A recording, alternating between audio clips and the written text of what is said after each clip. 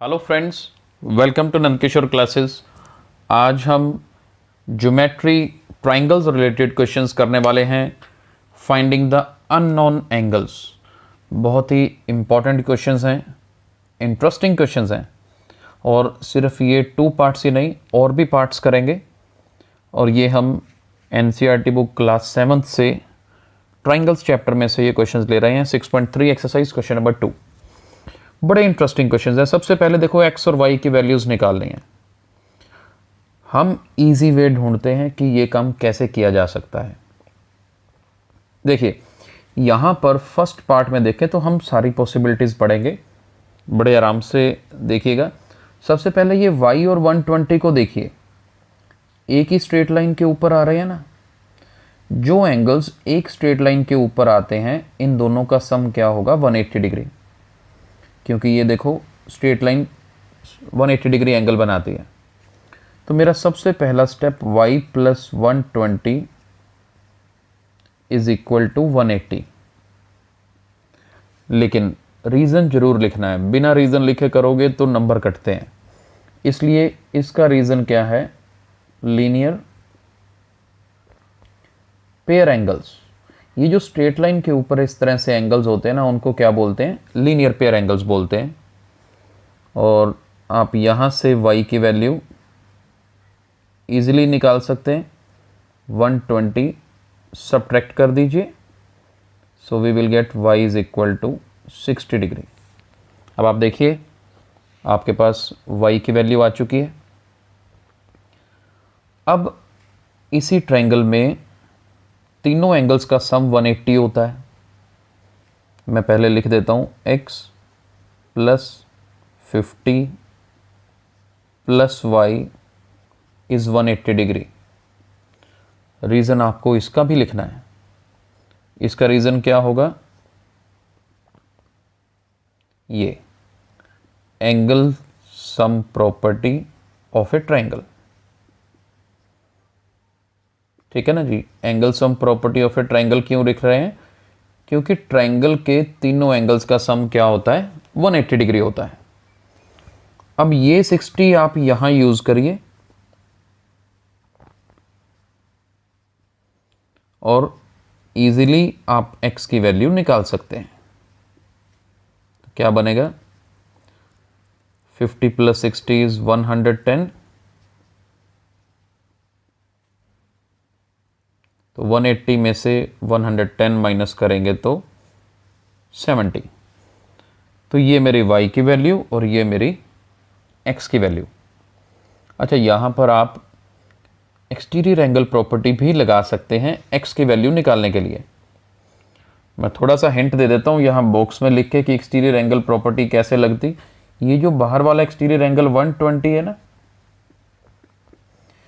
इसको आप x plus 50 भी लगा सकते हो। एक्सटीरियर एंगल प्रॉपर्टी क्या कहती है? Exterior angle of a triangle is equal to sum of opposite to interior angles.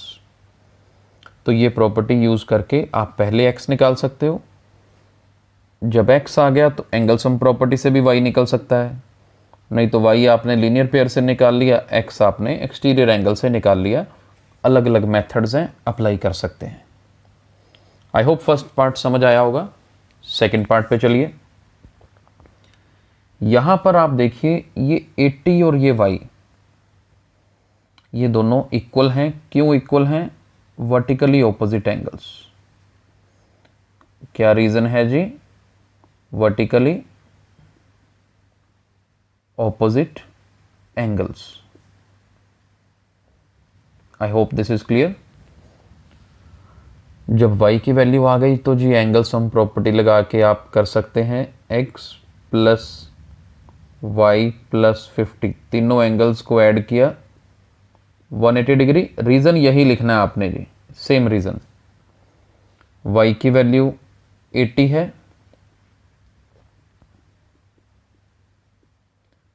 और 80 प्लस 50 130। ये आपने कैलकुलेट कर लेना है। 130 को उधर जाके 180 में से माइनस करेंगे तो फाइनल आंसर आपकी x की वैल्यू 50 आएगी जी। आई होप ये दोनों पार्ट्स क्लियर हैं। अभी और चलते हैं आगे। प्रैक्टिस भी करते हैं, डिफरेंट टाइप ऑफ प्रॉब्लम्स भी आएंगी। चलिए स्टार्ट करते हैं जी। नेक्स्ट 2 क्वेश्चंस देखिए। अब मैं इनमें रीजंस आपको ऑलरेडी बता चुका हूँ कहाँ पर क्या लिखना है। अच्छा, यहाँ पर एक काम करते हैं, ये जो मैं अभी एक्सटीरियर एंगल प्रॉपर्टी हमने यूज़ करके आंसर नहीं निकाला था ना, तो यहाँ पर हम 2 मेथड से थर्ड पार्ट कर सकते हैं। नंबर 1, आप पहले y निकालिए एंगल सम प्रॉपर्टी यूज़ करके ट्राइंगल की। जब y निकल जाए आप लीनियर पेयर लगा के x निकाल सकते हो। अलग अलग मेथड बता रहा हूँ। और एक्सटीरियर एंगल प्रॉपर्टी हम डायरेक्ट यूज़ कर सकते हैं। ये बाहर देखो, x एक्सटीरियर एंगल है ना, तो x is equal to opposite interior angle लिखिए और उनका सम। तो x की वैल्यू हम 110 यहाँ लिख सकते हैं, लेकिन रीज़न मैं बार बार कह रहा हूँ ज़रूर लिखना है। इसका रीज़न क्या है? Exterior angle property of a triangle. जब x निकल गया तो आप y को x plus y is equal to 180 से निकाल सकते हो लीनियर पेयर यूज करके। Reason linear pair angles. x आपका 110 है, ठीक है जी। यहां से y की वैल्यू क्या आएगी? 180 minus 110, that means y is equal to 70। तो y की वैल्यू 70 आ जाएगी। हाँ, आप चाहो तो सीधा एंगल सम प्रॉपर्टी भी लगा सकते हो। तो डिफरेंट वेज हैं। अब जैसे यहाँ पर x is equal to 60, vertically opposite angles, आपने रीज़न जरूर लिखना है, मैं लिख के दिखा चुका हूँ। x की वैल्यू 60 आएगी, फिर इन तीनों का सम 180 लेना है, angle sum property of a triangle.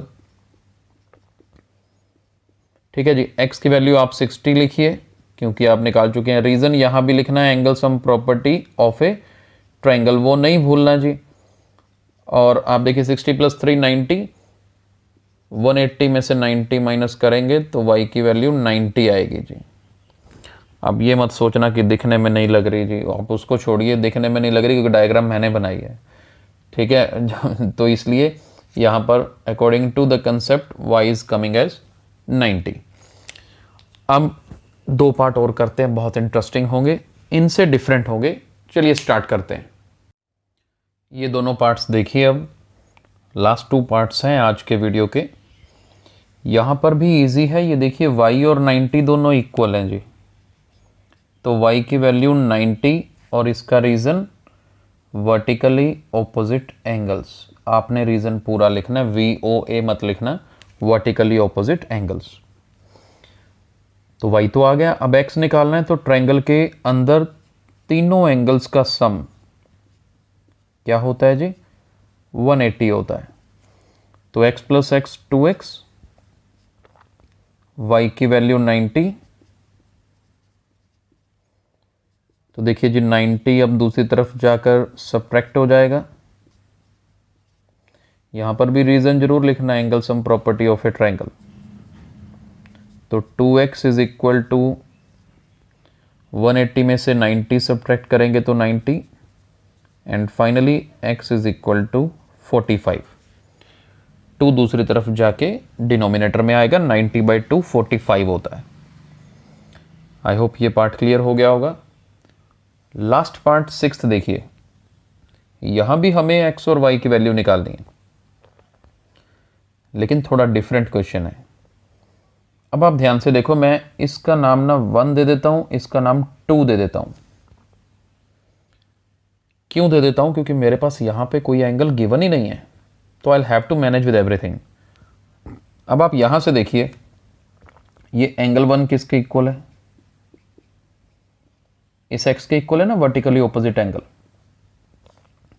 ये एंगल 2 भी किसके इक्वल है? वो भी x के इक्वल, वर्टिकली ऑपोजिट एंगल। और नंबर 3 ये y भी किसके इक्वल है? x के इक्वल। इन सब का रीजन सेम ही लिखना है, वर्टिकली ऑपोजिट एंगल, और आपने जरूर लिखना है, ठीक है जी। अब आगे देखिए, ये वर्टिकली ऑपोजिट एंगल्स हो गए हैं, और मेरे पास अब अंदर देखो 1 2 y तीनों एक ही ट्रायंगल में आते हैं ना। तो angle 1 + 2 + y is 180 degree. Angle sum property of a triangle. Angle 1 आपने x लिखा, एंगल 2 आपने x लिखा, y को भी x लिखा। दैट्स ग्रेट, बिल्कुल सिंपल हो गया ना। x + x + x 3x, that means 3x is equal to 180। अब अगर 3x 180 के इक्वल है तो x इज इक्वल टू 180/3। तो देखिए x की वैल्यू क्या आ गई हमारे पास, 60 डिग्री। हमें तो x और y दोनों निकालने हैं, सिर्फ x नहीं निकालना। यहां देखिए हमने ये भी तो लिखा कि y किसके इक्वल है, x के इक्वल है, वर्टिकली ऑपोजिट एंगल्स। इसका मतलब y भी कितना होगा, सेम 60 डिग्री होगा। आई होप ये जो क्वेश्चंस हमने किए ये इंपॉर्टेंट थे, प्रॉपर्टीज़ यूज़ करनी बच्चों को आनी चाहिए, ये आपको समझ आया होगा। और अगर ये वीडियो पसंद आया है तो इस वीडियो को लाइक और शेयर ज़रूर करिए। Thank you so much.